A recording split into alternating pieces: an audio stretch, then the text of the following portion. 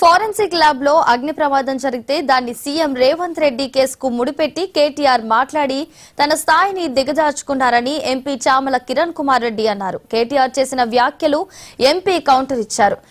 Municipal ఎన్నికల్లో ప్రజలు మరోసారి బీఆర్ఎస్ వీపు చింతపండు చేస్తారని కేటీఆర్ కు అర్థమై సీఎంపై విష ప్రచారం చేస్తే ఓట్లు వస్తాయని చిల్లర ప్రచారం చేస్తున్నారన్నారు. ఫోరెన్సిక్ ల్యాబ్ అగ్ని ప్రమాదం వెనుక కేటీఆర్ హస్తం ఉందేమోనని నాకు అనుమానం కలుగుతోందని, ఫోన్ ట్యాపింగ్ కేసుకు సంబంధించిన వివరాలు ఫోరెన్సిక్ ల్యాబ్ లో ఉన్నాయన్నారు. అందుకే ముందే వచ్చి కేటీఆర్ రేవంత్ రెడ్డిపై అభండాలు వేశారని అన్నారు.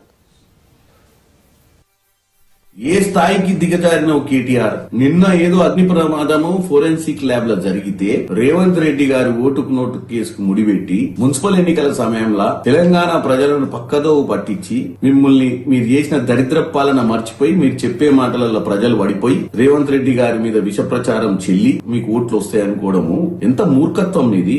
ఏం మాట్లాడుతున్నావో పొద్దున్న లేస్తే నిద్ర పట్టక ఇప్పుడు మున్సిపల్ ఎన్నికలలో కూడా ఈ చింతపండు ఇద్దని తెలిసిపోయి ఏదో అబాండాలు వేయాలని ఫోరెన్సిక్ ల్యాబ్ లో ఒకవేళ ఏదన్నా జరిగితే మీ టేపులు మీరు మాట్లాడిన మీ ఫోన్ ట్యాపింగ్ కు సంబంధించినవి అవన్నీ కూడా ఎవిడెన్స్ ఉంటాయి. అలా ఇలా నాకేం డౌట్ వస్తుంది తెలుసా, నీ అంతా నువ్వు ముందే వచ్చి రేవంత్ రెడ్డి మీద అభియోగాలు వేసినావు అంటే అసలు నీకేమన్నా అస్తం ఉందా?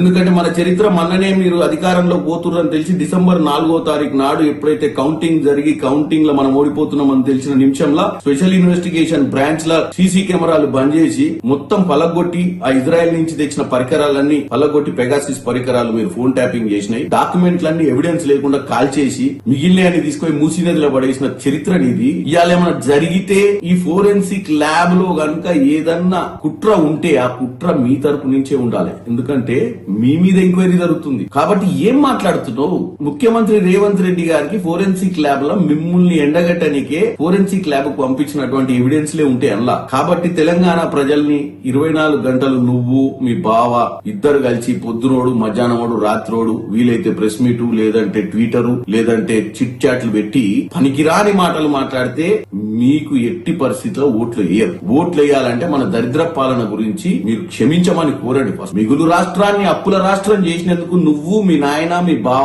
ముగ్గురు వచ్చి 3 కోతుల మాదిరిగా కూర్చొని శంపలు చెవులు పట్టుకొని కూర్చొని తెలంగాణ ప్రజల్ని క్షమించమని అడిగితేనన్నా తెలంగాణ ప్రజలు మీ సైడ్ చూస్తారు. తెలంగాణ రాష్ట్రీయ సమితి తెలంగాణ ఆత్మగౌరవాన్ని తీసి అవతలిసిరేచి భారతీయ రాష్ట్రీయ సమితి అని పెట్టుకున్న మీరు ఇవాళ వచ్చి తెలంగాణ సమాజాన్ని మళ్ళా ఓట్లాడుకోవాలంటే సిగ్గు శరం ఉండాలి. ఇలాంటి అవాక్కులు చెవాక్కులు తప్పుడు ప్రచారం చేయడానికి కూడా కొద్దిగా మతి ఉండాలని తెలియజేస్తున్నారు. ఏ స్థాయికి దిగజారి